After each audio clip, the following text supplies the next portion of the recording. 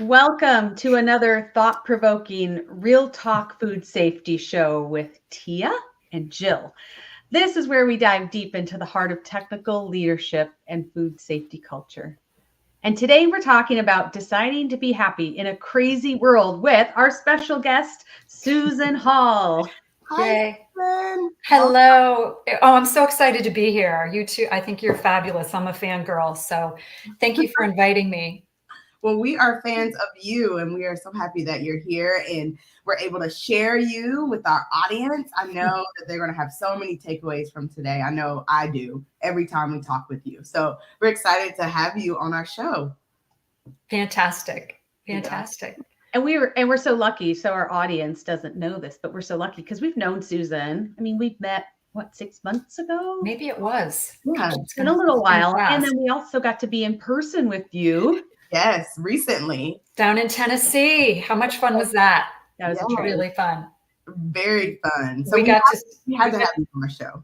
Well, thank you. We got to see each other do our thing, and it was so much fun watching you both present as well. I think what you do is so important. And to our viewers today, I have so much admiration for you because of you, it's people like me that get to eat breakfast and go out to dinner and go grocery shopping without hardly a thought. So I just thank you both for supporting this great industry and thank all of you who have joined us today. Thank you. Thank you. Yes, Yes. we're excited to have people join us each week. We're here every Wednesday and we can't see you, but if you put in the comments where you are listening from, we would love to say hello. So put where you're listening from, of course, add your comments, add your questions. We'll make sure to address them on the show. Yeah. And we even like to start with a check-in. We'd love to know where people are joining us from. So drop on in the chat. Where are you joining us from? And are you joining us live or on replay? Oh, yes. Yes. Quite a bit people join us on replay on our blog, on our YouTube channel. So please put hashtag replay if you're looking at it as a replay. Yep. If you joined us before, I'm up in Minnesota. I'm north of Minneapolis. And while several weeks ago I had reported snow, today it's going to be 60. Oh, wow. So I call us like we're the new Denver out here. Well, you're definitely warmer than we are in Baltimore. And Susan, you're down in Florida. Yeah, I'm in Delray. I spend most of my time in Baltimore, but we have a little place in Delray Beach, Florida, and I'm here today, which is great. But it's raining out, but that's okay. Got to keep those palm trees green. There we go. So it's all good. I love that. Keeping the palm trees green. That's exactly what we want when we go down to Florida. Yes, it is. Oh, good. Well, if this is your first time joining us, like I said, we're here every Wednesday at noon Eastern time, talking about things that impact food safety culture. And if you haven't met us, I'm Tia, this is Jill, and we are the co-founders of Catalyst. And Catalyst, we're all about transforming the way you lead in food, how we lead every day, how we show up every day. That's what we do, so that you can live more authentically, achieve more, and of course, drive business results, because that's why we're there, right? That's why we work every day, is to help ourselves, right, grow, and our businesses grow. And so that's what we do. We connect with people and leaders to do that. It's fantastic. And I know a little bit about the food safety industry. My background is all leadership and consultative sales training and development. Yeah.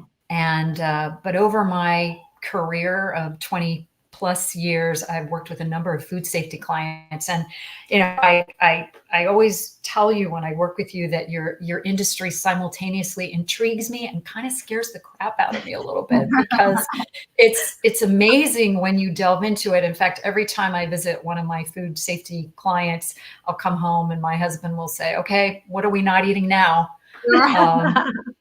So the more you learn, the more I appreciate everything that Jill and Tia, you do, and your community does to keep us safe.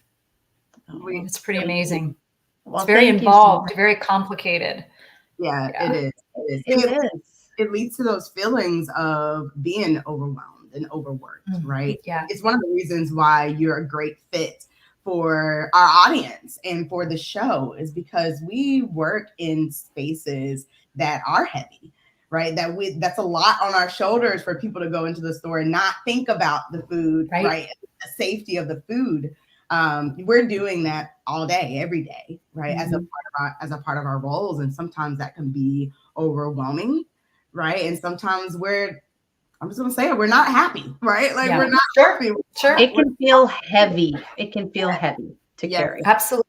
It's a huge responsibility. And you know, it's okay to not always feel happy in life and in our jobs. I think that's sometimes one of the misconceptions that people have when they talk with me about decide happy is, but ask my husband, I am not happy all the time. None of us can, right?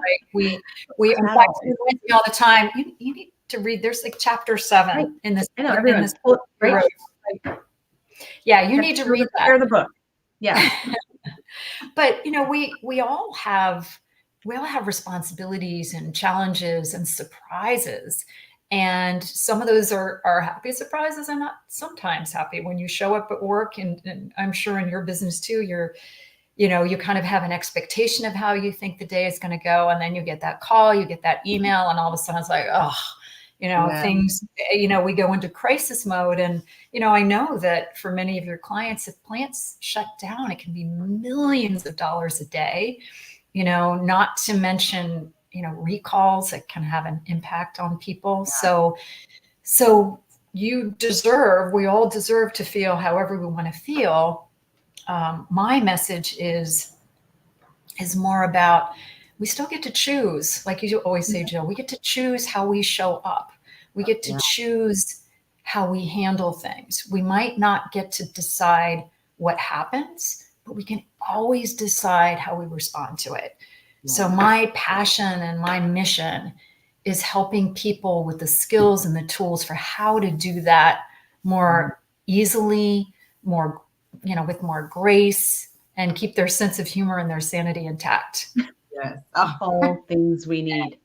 Yes. Which I think is a great lead in, because if you're joining us, if you haven't met Susan already, you're probably like, who is Susan? So how about this? Why don't I start? I'm going to read a little bit about Susan, because you've got an incredible background, and then I'm going to have you share more.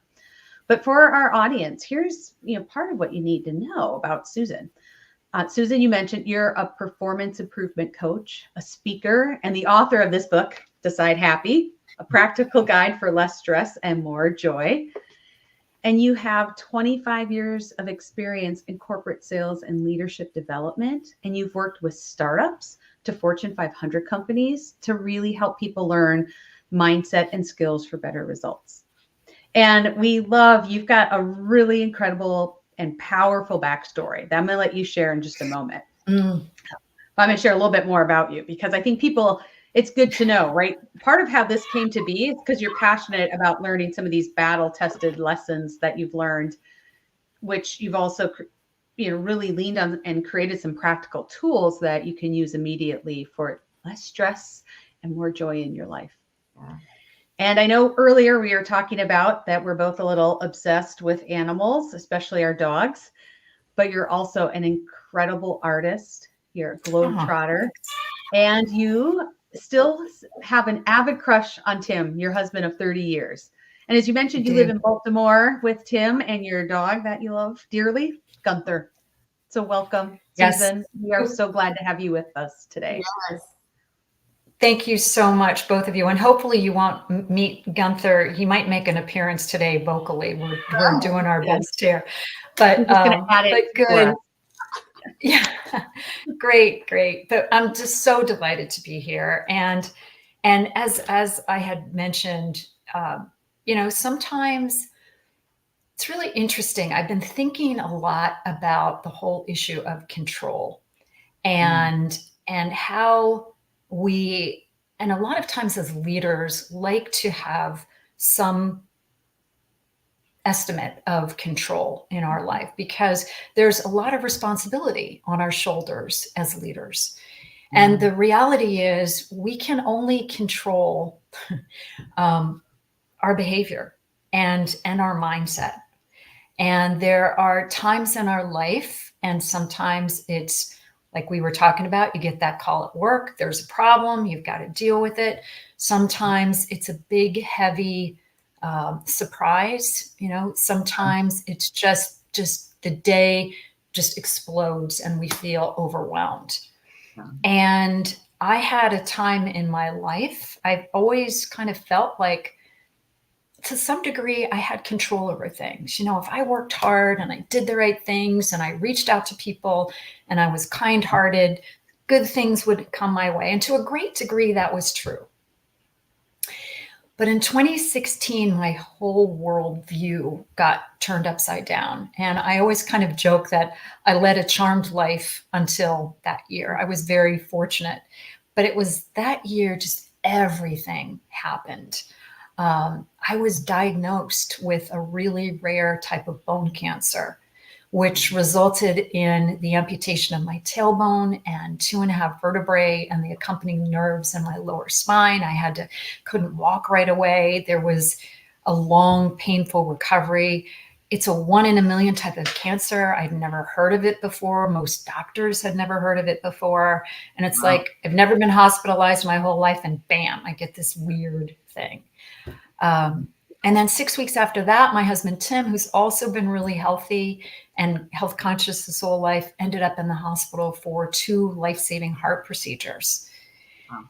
And 8 weeks after that, we were on just a mini getaway celebrating progress in our recoveries. And I was in a freak accident and shattered my shoulder, separating the ball, the top of your shoulder that fits in, just slicing it right off and shattering it into pieces. And it was also the same year that my dad, while my mom was recovering from double knee surgery, had a neurological incident, fell and broke his hip. For the 3rd time, he ended up paralyzed and in a wheelchair. And my beloved dog, which we talked about, startled on the walk, slipped his collar, ran out in front of an SUV, got struck and killed immediately. And this all happened within about a 10-month period of time. It sucked. Yeah, there are no words. Yeah. And I share this because, that was a time in my life where for the first time in my life, I was thinking, okay, what did I do wrong? I did nothing to deserve this. This isn't fair. And I started questioning things. But during that time, and here's what I want you and your viewers to know, there were also countless moments of joy and countless moments of grace. And I had to work really consciously and intentionally about focusing on what brought me any little glimmer of happiness, because I didn't just want to survive, I wanted to thrive. And I learned a lot that year. And one of the things, I talk about this when I speak, you've heard me talk about this, Jill and Tia, but 3 conclusions I came to. 1, happiness is a constant decision.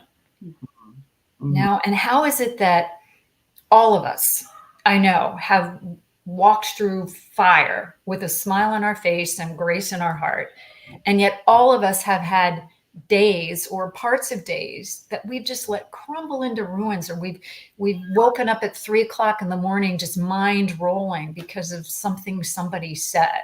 Yeah. And so how is it that we can be one way one time and another way another time? So it's a constant decision.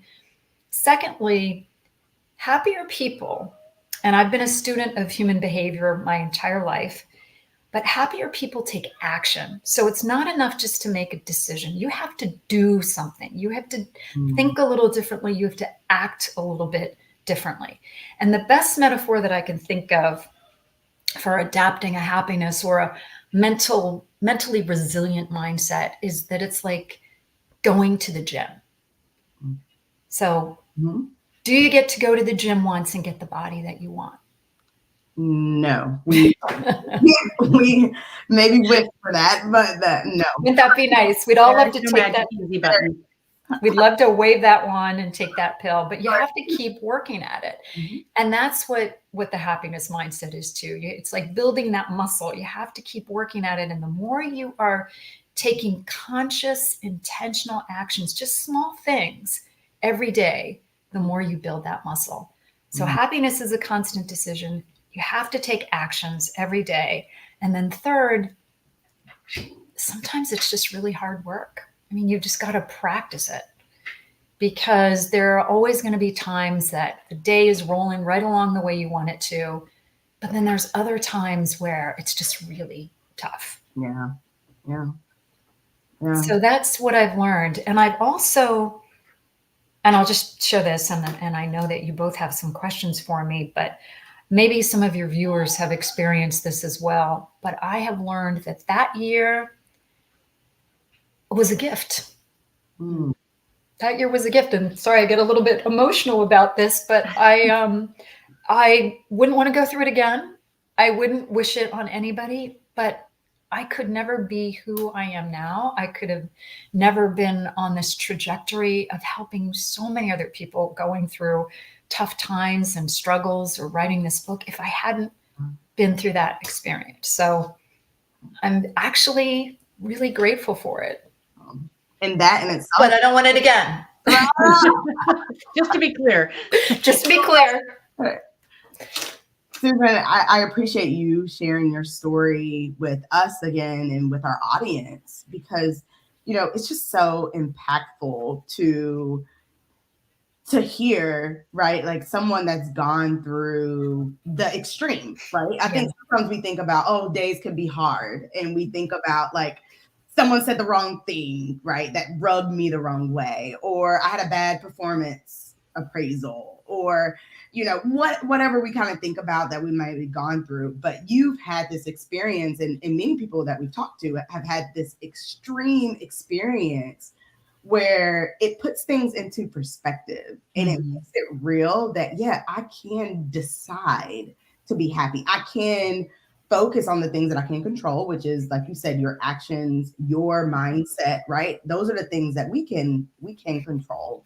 And your story just puts that into perspective for me, to say that even when you go through things that is literally breaking your body, you know, literally breaking you, you can still decide to be happy. And like you said, it's not every single day you're like, woo, right? But like you can still decide to be happy and have this outlook. I mean, even within your story, you talk about you and your husband on a mini vacation. The fact that you two decided to even do that versus like not, right? And sit behind doors, or, you know, like that's something that is so impactful every time I hear your story, and it just puts it in perspective for me. Yeah. Okay. So I want to pause and ask. So when people sometimes think of happiness, right, there's this maybe picture of like rainbows and balloons and butterflies, or and like, unicorns. yeah, like this, like La La Land, or, you know, like the cheering, yay, we're so happy. What does happiness look like? Oh, thank you, Jill. I love that question, because we are complicated creatures with a full range of emotion. In fact, studies say we've got 27 plus. And I do think that, I mean, as human beings, we need to feel them all. So, but there are times, and we talked about this before the show started today. I mean, I woke up crabby the other day. I didn't sleep well. I didn't like the number on the scale. I had a big, hairy, complicated project, and people weren't getting, you know, there were, you know, some folks that weren't able to get back to me, and it was just like piling up. And I was grumpy for a while, and that's okay.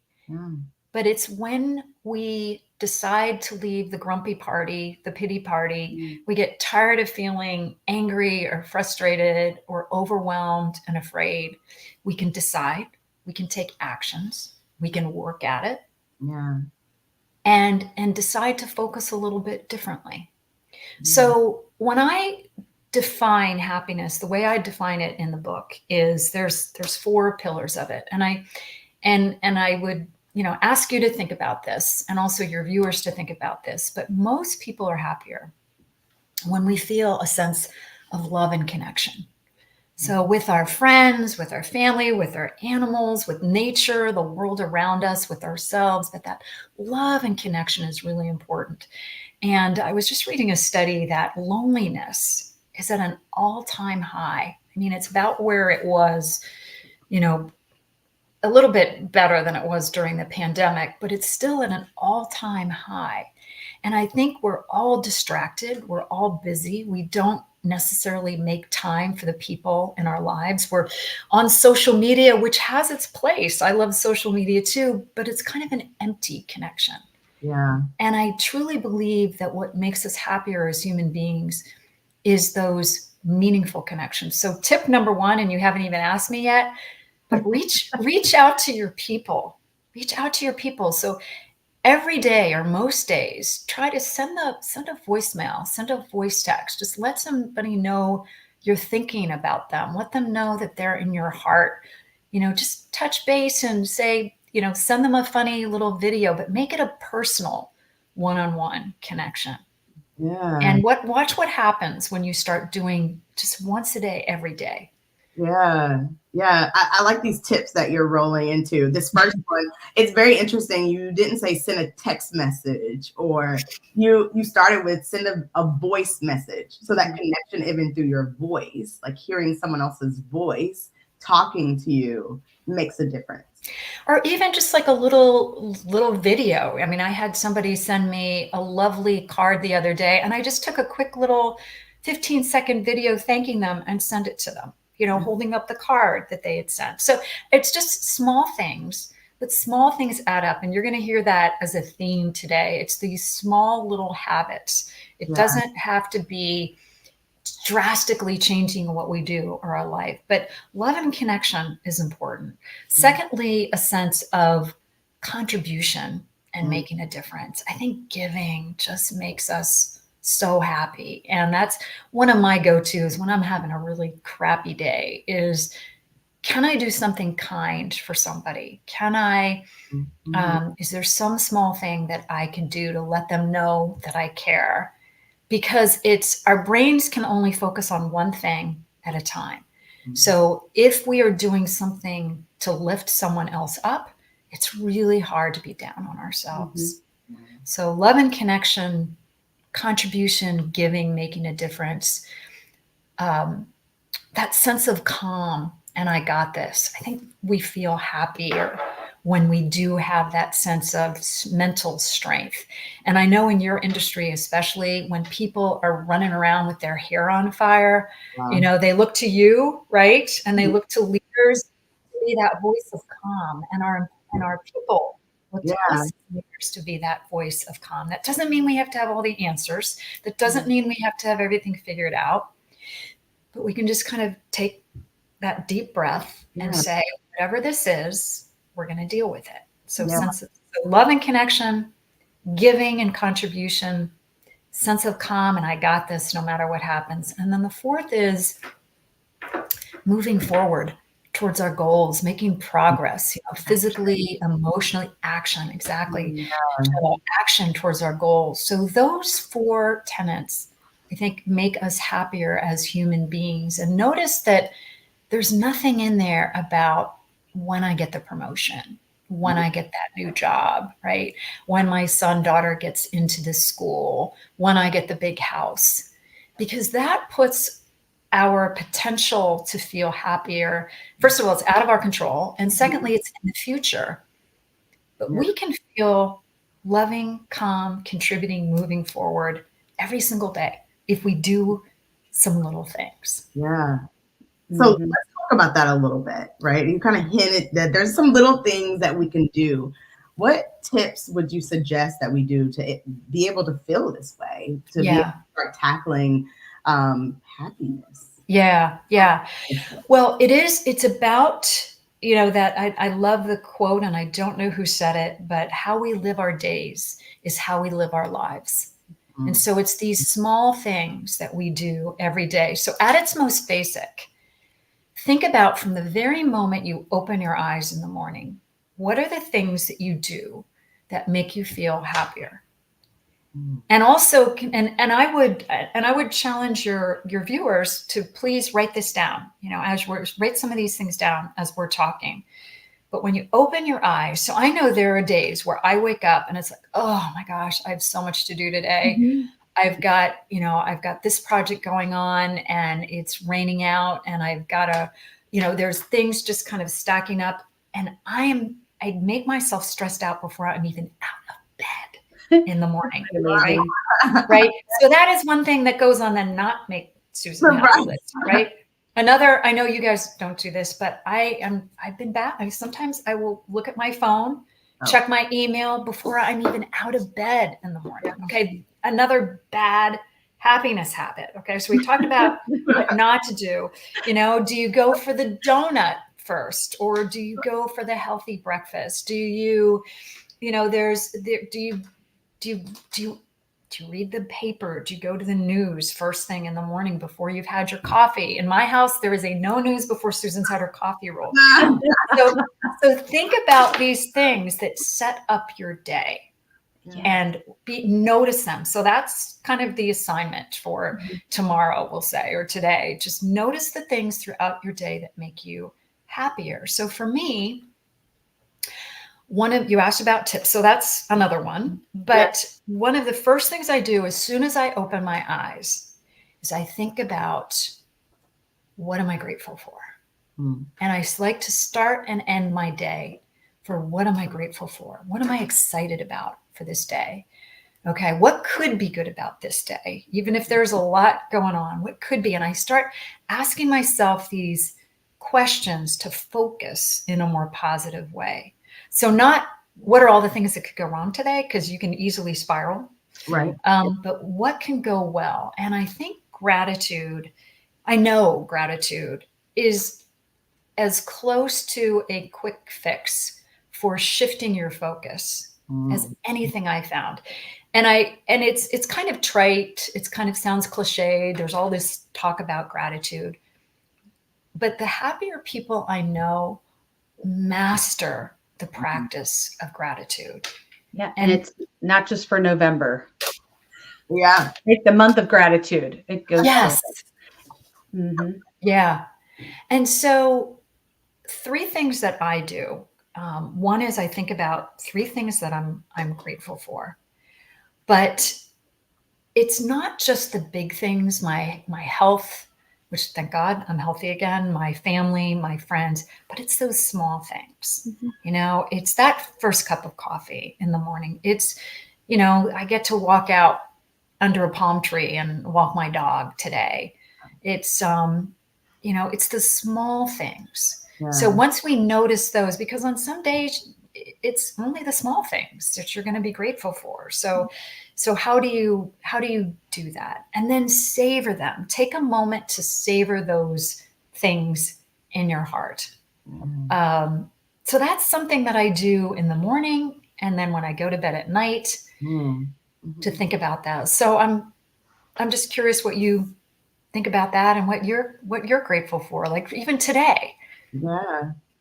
I obviously I love this one, and you're right. People talk about it a lot because it works, right? And it's one of those things, and you said it earlier, where you're training your brain, right, to really start to pick up on even the small things that are happening in your life and showing gratitude to that. And I also like that you called out that it's not just those big things of like, yes, my family, my health, which those are all things that we're grateful for.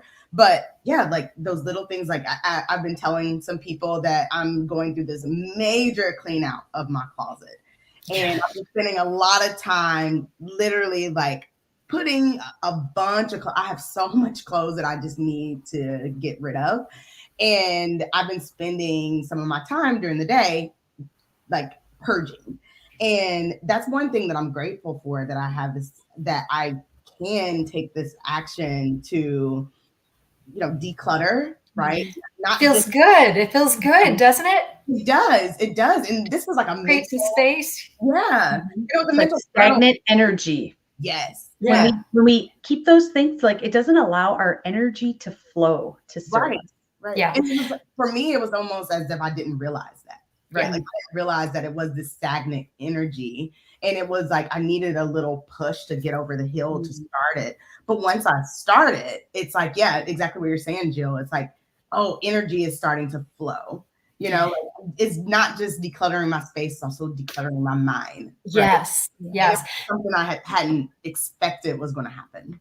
And I love that. In fact, in the book Decide Happy, there's a practice called Clear the Clutter. Mm-hmm. And I start out by saying, my husband loves to go to the dump. He loves to clean stuff out and take it to the dump or take it Goodwill. And there's something about, like you, there's something about sitting back and looking at all that extra space you've created for yourself.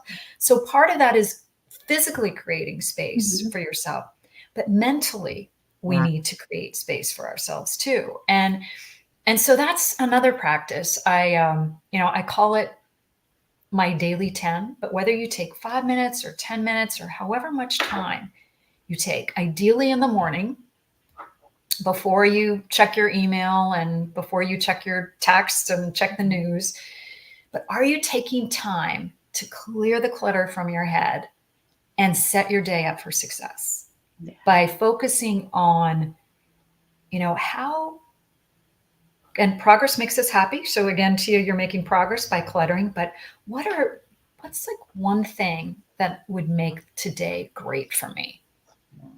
And how do I need to be today to feel happier? If maybe I've got a doctor's appointment that I'm not looking to, or an appointment with a client, or whatever, a review, whatever it might be, how do I need to show up? Yeah. And there's something about taking that few minutes early in the day to think about how do I need to show up that makes it easier to actually show up that way. Yeah. Yeah. I think that's so powerful. And our last week's episode, so that would have been episode 87, we focused fully on unlocking your leadership potential through self-reflection. Mm-hmm. And even there, part of it was the things that you're talking about in terms of how do you create these routines of not huge things, but little things that really help set you up for how you want to show up and how you want your day to go. And I love the quote that you had with how you live your day is how you live your life. Yeah. Yep. And really instilling that, because as leaders, it's not that, leadership is a talent people have that just goes unnurtured. No, even the best leaders still need to create the space to be intentional about how they are leading. And so being able to create some of these habits, some of these routines are, just so powerful. Well, and it's small things. It's not rocket science, right? No, Ladies, it's not 2 hours of your day. No, it's doing what we know. And most of us know these things, but it's, are we doing them? And I know, life is going to come at us. Yeah, we're busy. So we're busy. We're busy. Our schedules are full. We're busy. Busy. Exactly. So if we don't take a little time every day, 5-10 minutes for yourself, right, to think about what's important to me today. What do I want to make sure that I do today? What's most priority? Not my to-do list, because that's what your planning system is for, but for your happiness mindset, for your resilience mindset. And I would encourage you to think about those 4, loving, calm, contributing, moving forward. So if you can pick one little thing in each one of those buckets, right, to maintain your sanity, it definitely helps. Yeah. And I want to just call it again for the audience that, like, doing these things, right, it's about building that muscle.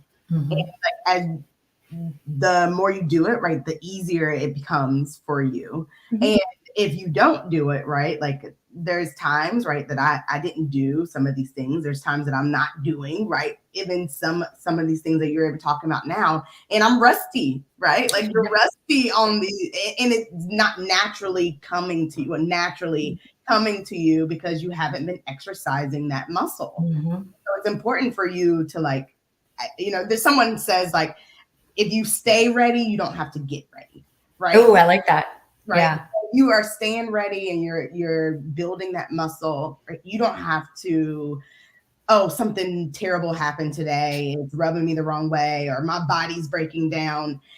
Now I have to try to figure out how to decide happy. If you've been doing it all this time, right, and it's a part of your routine, then that muscle, it might have to work a little bit harder because it's a hard day for you or a hard week for you, but that muscle memory is there. Yeah. It is. And I always say, and it's okay to reevaluate and to shift as you need. Sometimes I share the story for a while, and I love to meditate, but I did find myself all of a sudden where I would be in it and I would be like, I'm actually just thinking about what I'm getting done today or all these other things.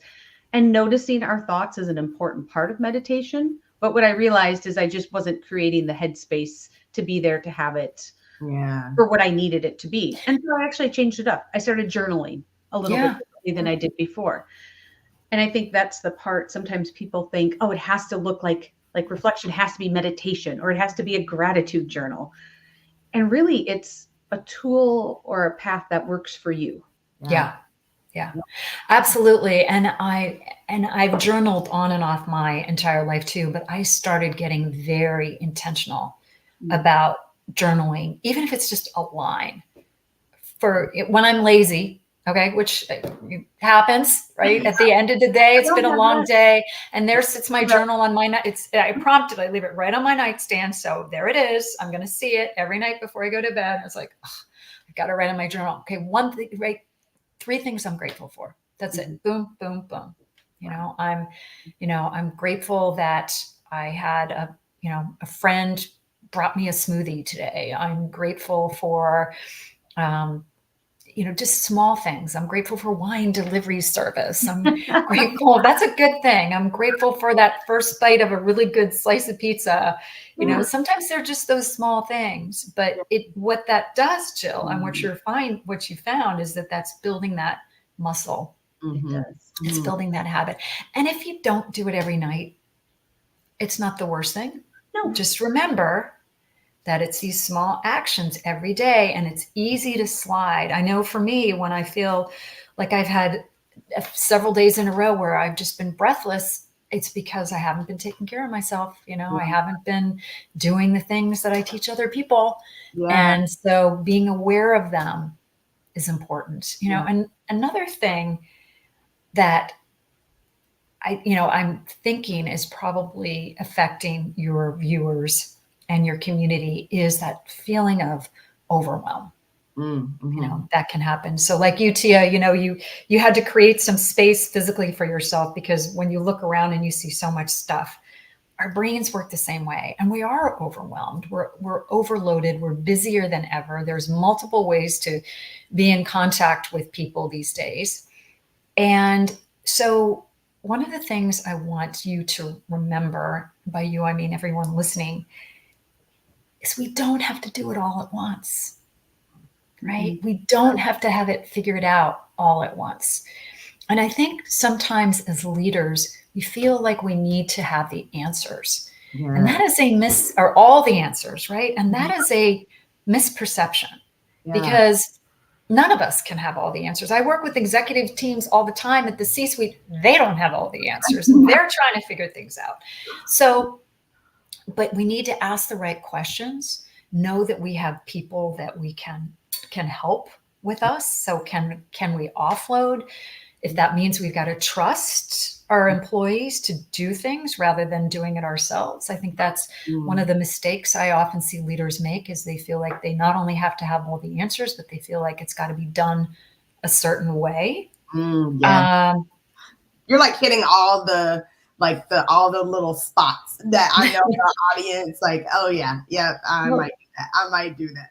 Because we talk to them and it's one of the things like, Joe, I don't know what you'll say about this, but one of the things that we almost always run into in our technical leader boot camp is helping our cohorts, people that's in our cohorts, help them say no, right? Help them say no, not right now, not yet.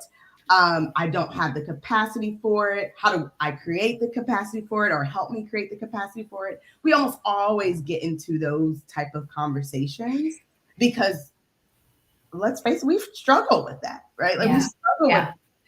on taking things off our plate and saying no and delegating, and oh, it's not written exactly the way that Tia would have written it, but is it still okay? Right. So it's like those things we struggle with. And it is a barrier even as we become stronger leaders. And so I appreciate you bringing that up because that's super relevant to me, right?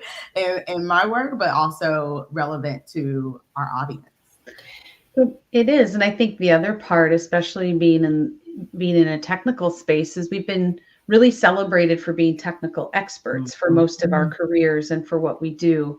Yeah. And when people move into being leaders, it's often misconstrued as, well, I just do more of my technical stuff and I still have to be the smartest person. Oh, yeah. And yes, I'm going to involve other people, but we do it at the same level we did before we were in leadership. And I think that also creates to some of that heavy load we carry because we're not as effective as we could be to be able to really engage others and empower them to do the work. And for us to really step into our work as people.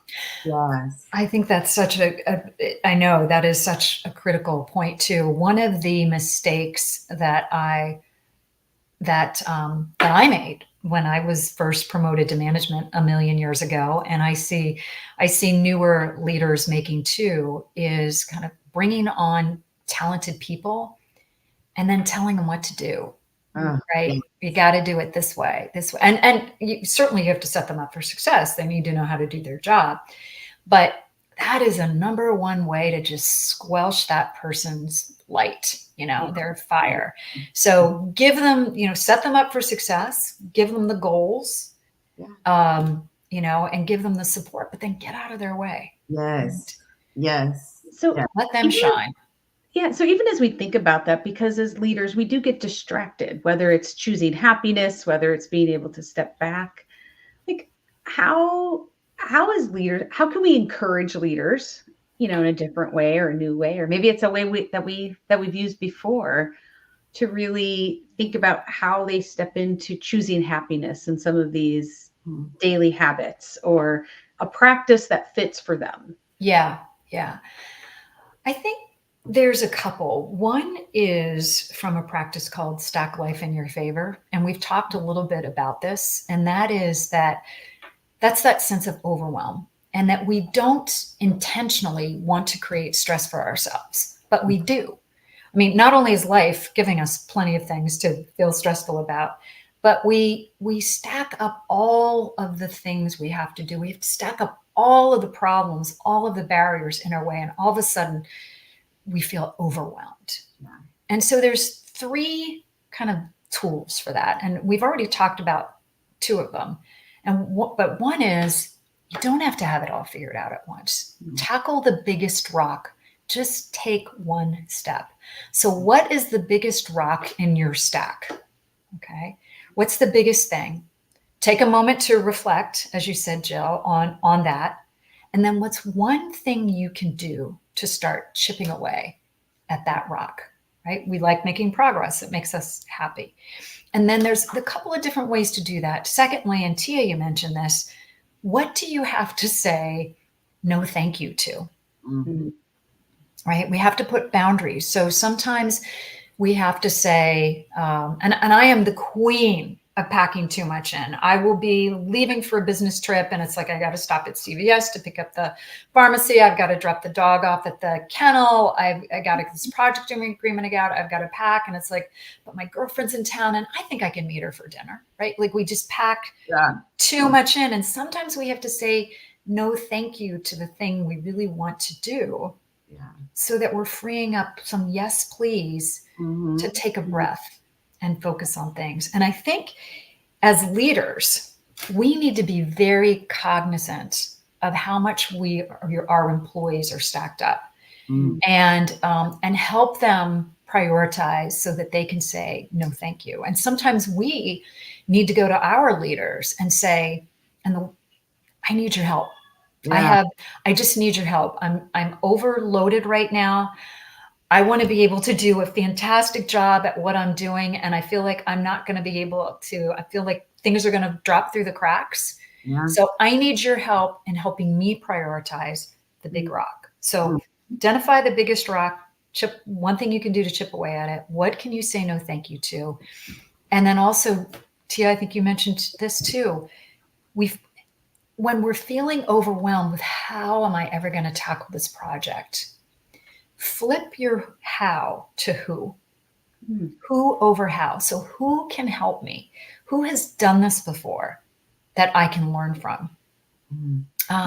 If I ever want to do a streaming show like this, I know to come to you, Jill and Tia, right? Because you've done this before. But you've got technical experts, certainly, if they, they come to you. You are, for many of the people in your community, you are the who over how for leadership for them, because they've got a big role. You've learned some things that you share with your community. So identify that. So the big rock, one thing you can do to chip away at it. What do you need to say no thank you to? And who over how? And I think as leaders, one of the simple things you can do is just check in with your people. Yeah. Check in. We talked about that personal connection. So call them up. Remember when we just had phone calls? Does anybody even have phone calls anymore? I had one yesterday and I was like, I can't believe I'm having just a phone call. Just a phone call. Actually amazing. So I know we've got to be dressed up for our virtual calls. I remember like taking business calls when I was in my workout clothes. No longer. Can't get away. But check in and ask, how are you doing? And don't wait for your quarterly meeting or whatever. I mean, that's great to take time to do that. But just those informal check-ins. How are you doing? How's it going? And then, and this is really important, and I give this a very fancy name, but stop, shut up, and listen. Just stop, shut up, and listen. We're problem solvers. Your community, this food service community, is a problem-solving community. You get paid. You are highly trained to look for risk, right? You're highly trained to look for problems and also to fix problems. But what we all want during tough times is empathy and somebody to listen. And as a leader, it's more your leadership character at that point that you have to magnify as opposed to problem solving. Then when you talk with your employee, once you clarify and you understand what the situation is, then you can problem solve together. Yeah. I mean, so many great things that you said that I think resonates with people. The one that stands out, well, two stands out to me. One is the who over how. I think that completely, and we talked a little bit about, delegation, asking for help, but to switch those words around in situations, especially when you're overwhelmed, I think it just gives a different outlook, right? It's a different path on like, how am I going to do this? Which is the overwhelming piece too. Okay. Who can help me? Who has done this before? Who can actually do it? Who can, like to change that? It's just that mindset shift to kind of take some of that weight off of you, right? And share it with someone else, right? That, like you said, have the skills, that's been doing it for a while, that maybe they love it, right? Maybe you don't love it, so you're trying to figure out how to do it. Maybe they love it, and that's what they do, right? It's like those things. It's just, again, that mindset shift that's happening. And then the second thing is what you're talking about, just as leaders, and how to check in with your people. And we talk about that a lot because we help leaders be able to remove things off of their plate. They can lead in that way. And so, I love that you're bringing that up, someone that's not even working in this field, because it just shows how important it is as a leader for you to prioritize checking in with people. And you to prioritize listening, right? Like actively listening, not trying to problem solve, not trying to put in your expertise, but actually listening to what your people have going on. And then if sometimes it's like with your friends, right? Sometimes they're here to vent and you don't need a problem solve at all. But then sometimes we need to go into a brainstorming session. And so when you are actively listening and asking great questions, you can determine, okay, do I need to help here, or do I need to just provide that support so that my teammate can go and do? Yeah. If all we did as leaders were, if we these little things we talked about, right? Building that muscle, but checked in more regularly. How are you doing? Stop, shut up, and listen, right? Listen. And then ask the question, how can I help? And mean it, right? Mean it. How can I help? And that's part of the frustrating things about being a leader too, because sometimes, we're kind of caught between that rock and that hard place. And sometimes there's a lot of change going on and we don't have the answers. But even to be able to say, I don't know how this is all going to work out yet, but I know it will. And know that I got your back. Yes. Right? Know that I will be, as soon as I have information that I can share with you, I will. And then follow through. Yeah. It's interesting.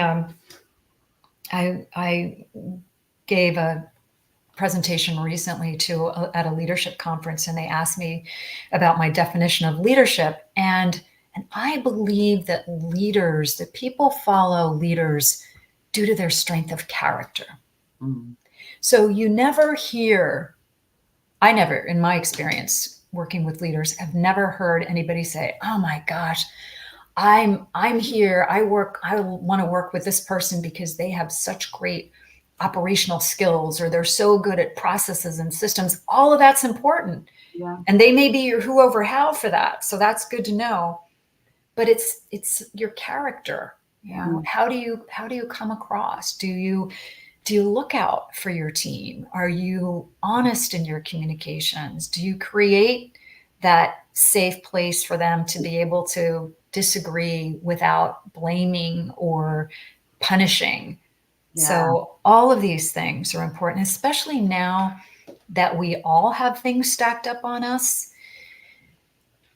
As a leader, we've got to kind of put that oxygen mask on ourselves first, but then help our employees with it by helping them unstack and focus on what's most critical. Yeah. Yes. I love that. I think it's great. It's wonderful. And we've covered so many things today. Yeah. And I love from like choosing happiness, but the tips on how we do that, how we create routines so that we can really incorporate it into like how we live each day, how we live our life. Yeah. I'm curious as we look at our, our time always goes so quickly, It goes so fast. It does. What are the like top 2 or 3 takeaways that you would like our audience to like walk away with today? I would love you to spend a little time on self-reflection, thinking about the small things you do or every day that make you feel happier and also make you not feel happier.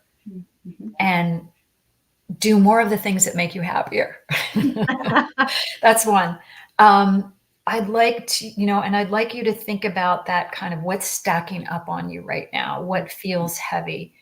And remember that you don't have to do it all at once. You don't have to have it all figured out, and you don't have to do it all alone.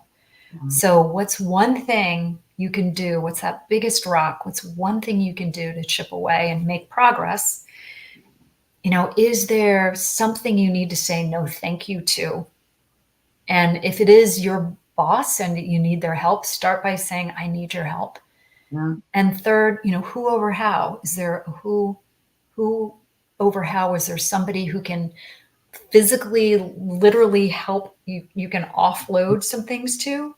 Does that mean you need to hire somebody to drive your kids around, to carpool? Or, it could be as simple as that. Work out a carpool, or it could be somebody that you need to learn from. But just start noticing and taking these small actions, and the days go by. They're going to go by anyway. So why not set yourself up for success? Yeah, I love that. Thank you. Thank you so much for sharing. And of course, we want to know, like, what's next for Susan? We didn't talk about Decide Happy. We talked about Decide Happy. say, hey, like, and where to find it. Yeah. Decide Happy, and you have been on this mission of helping people, right, really decide to be happy and to do these tips that you talked about today, and many more that you talk about in the book. So we want to know, what's next for you? What are you working on? Yeah, well, I am just so excited for how this is all unfolding. So um, I am writing a new book. In fact, this is the first time I've said it out loud. So now I'm accountable. So yeah, You've heard it here first. I know. I'm very excited about that. And it's going to be the same format. So just as you know, Decide Happy, the very first pages are a quick reference guide. When you're feeling this way, go to this chapter, and these are tools. So it's very practical. You can pick it up anywhere in the book. You don't have to, you can read it from start to finish, but you can just focus on what you're going through. So it's designed to be simple tools for busy people. That is my mantra. And I don't want to just share what to do, but how to do it. So there's a little practice at the end of each chapter. So this book is going to have that. I haven't figured out the title yet, but it's going to be around Decide Happy is less stress, more joy. This is going to be less fear, more superstar. Mm-hmm. Yeah. Ooh. Sounds like we need to stay tuned to know. Yeah. Well, I wasted way too much time in my life being afraid to step up and do things, or hesitant, and, question myself, and something about surviving a life-threatening illness and reaching a certain age, I'm just not willing to do that anymore. So that's one. And then I'm going to be doing a retreat, in probably fall of 2024. And so kind of a happiness retreat. And I've got all kinds of ideas for 2024. It's going to be a big year, workshops. And I'm going to announce this too. This is the first time that I'm announcing this. It's not up on my site yet, but if you go to decidehappy.com, that's how people can get a hold of me. It should be up by the beginning of December. I'm allocating a few hours a week for 15-minute slots of time where anybody can call me about anything. And it's not a sales job. I'm not trying to upsell you. It's what's going on with you and how can I help? Because giving makes me happy. Yes, I love that. You said that we can find you on decidehappy.com. How else can we contact you? Yeah. So decidehappy.com is probably the best. I'm kind of old school. And I have said no thank you to every single media out there except for LinkedIn and Instagram. So you won't find me on TikTok, not at this point. But LinkedIn, it's just Susan Hall, Decide Happy. And I post on my website. I do a blog just once a month. I don't want to add to people's already crazy inboxes, but I want to deliver a tool, a skill, something you enjoy reading, and something you can actually use. Awesome. Which I know on your website, you can actually sign up, because I get emails from you. Right. So it's fun to have, just that little Decide Happy in my box. Yep. So go out there and sign up so that you can stay connected to Susan. Mm-hmm. Yes. And of course, we are connected to Susan. So if for whatever reason you need to get in touch with her and you haven't followed those paths, you can always send us an email and say, hey, I need to talk with Susan. We're happy to connect you with her as well. Absolutely. Great. Well, thank you again, Susan. This has been a wonderful show. And I know our audience is like, that was a gold mine of information, and probably going to get ready to replay this to be able to walk through and go, let me get a few more nuggets. So thank you so much for being here. And thank you to our audience for joining us today. We do this for you, and we love hearing how it lands. And we appreciate that you carve out this time for us each week. Absolutely. What you provide such a great service to your community, and it's so unique. So keep up the fantastic work. Thank you. Thank you so much for the support. Thank you, audience members, for staying with us and providing your perspective. That's always appreciated. Yes. And we'll be back next week, same time, same place for Real Talk. So next Wednesday, noon Eastern, we'll see you right back here. Until then, have a great week. Enjoy your week. Thanks. Make Bye, it happy. everyone. Make it happy. Love it. Bye-bye. Bye.